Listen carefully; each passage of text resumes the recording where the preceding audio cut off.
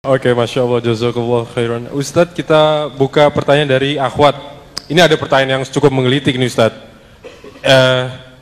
Jika Allah turun di saat sepertiga malam terakhir, dan pertanyaannya saya gabungkan dengan, ada juga yang bertanya begini, dunia itu bulat Ustadz.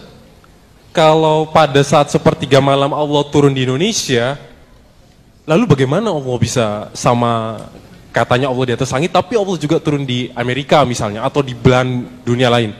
Terima kasih Ustadz. Memang kalau kita pikirin pakai akal, kayaknya begitu Pak. Iya tidak?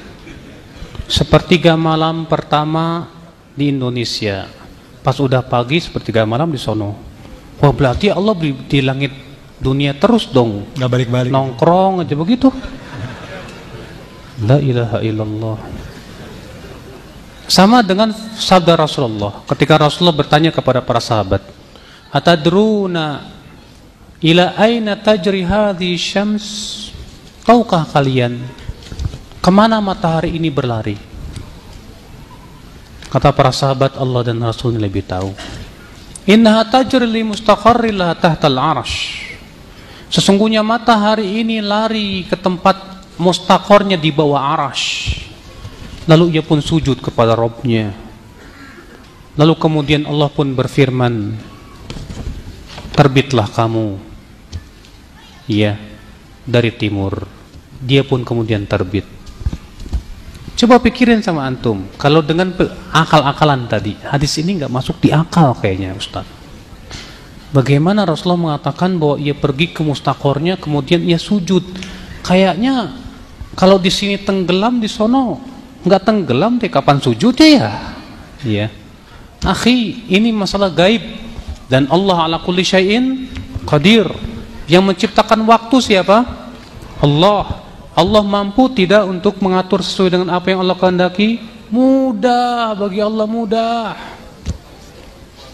Kalau Anda beriman bahwa Allah Maha Kuasa atas segala sesuatu, saya yakin pertanyaan itu sudah terjawab.